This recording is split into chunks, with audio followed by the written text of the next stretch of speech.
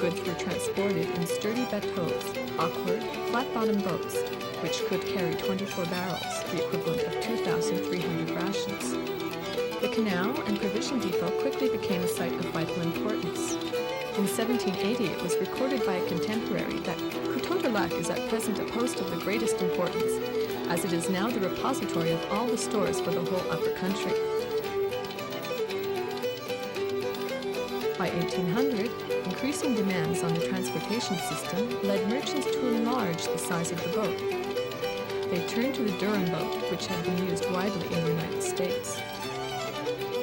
The outbreak of war between Great Britain and the United States in 1812 resulted in the construction of a fort at Coteau-du-Lac, which was designed to protect the canal and ensure the safe shipment of food, equipment, and troops to Upper Canada.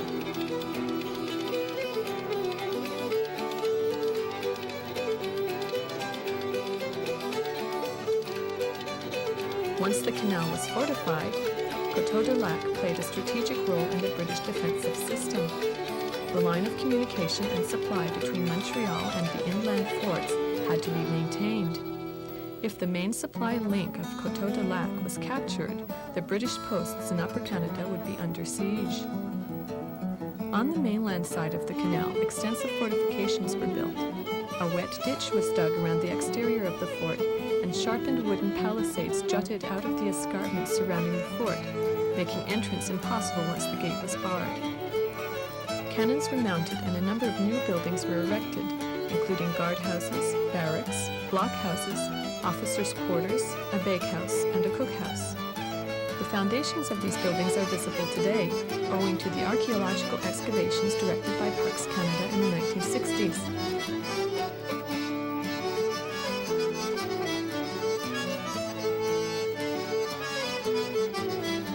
The octagonal blockhouse has been rebuilt and houses a display on the history of Coteau-du-Lac, as well as a lookout and a hall for temporary displays.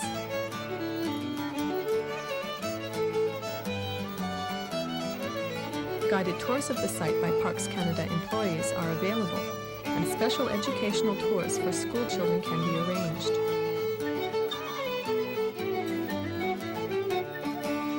In addition, Parks Canada sponsors a program of special events such as artisan demonstrations and musical celebrations throughout the summer.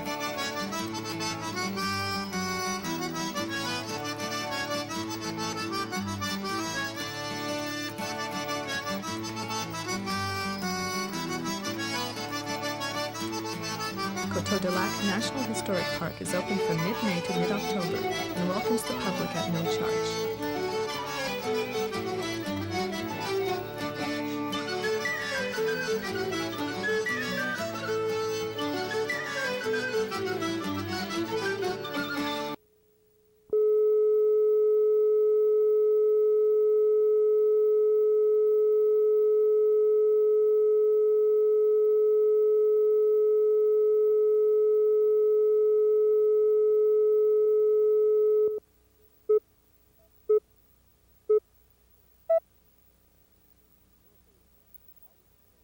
The military in history has always played an important role in the development of cities.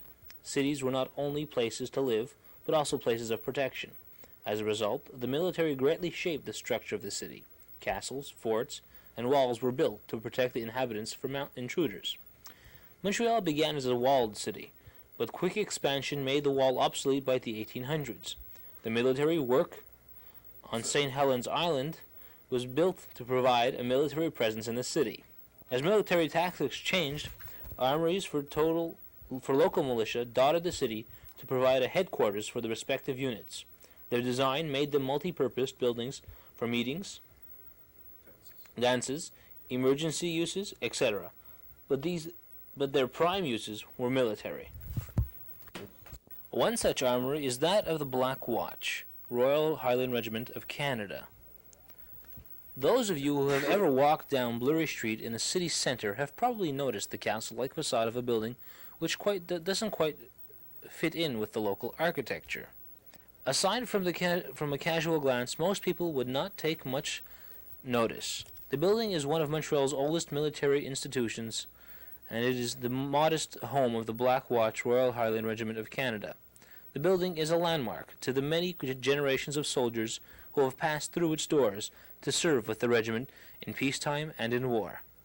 The Blackwatch came into being in 1862 as the Royal Light Infantry, and after many changes in designation became formally allied with the Black Watch of Scotland in 1905.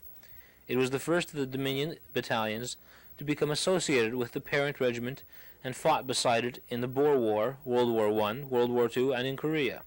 During World War I, 11,954 officers and men served in their three battle lines of the Canadian Regiment, winning 26 battle honors.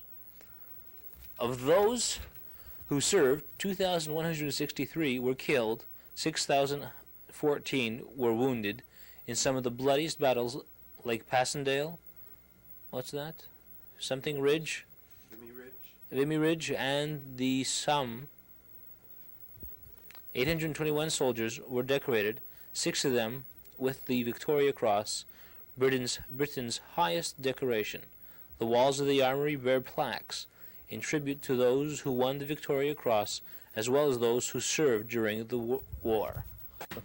In World War II, the Canadian Regiment joined with battalions of the Black Watch from all parts of the Commonwealth to fight beside the parent regiment.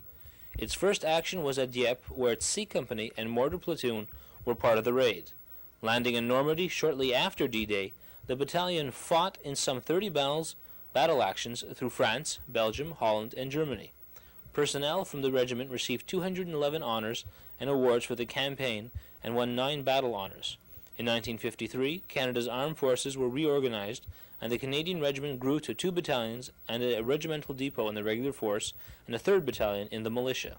In 1969, a decision was reached to reduce this number of infantry regiments in the Canadian Armed Forces from 6 to 3. Unfortunately, as 2 regular battalions of the regiment had only joined the regular order of battle of Canada's Armed Forces in 1953, they were among those to be disbanded in the summer of 1970. The regiment therefore reverted to its initial role as a militia unit. The Black Watch is a modern militia infantry battalion providing trained soldiers and subunits to augment the regular force and to aid civil authorities in time of crisis. To fulfill these tasks, the regiment has embarked on an extensive training program in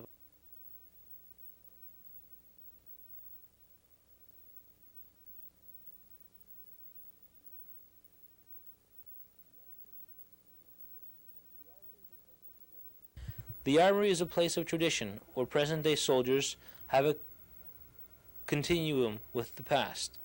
From the lavish Victorian-style officers' mess to the parade square, all are reminders of past glories and a tribute to those who went before.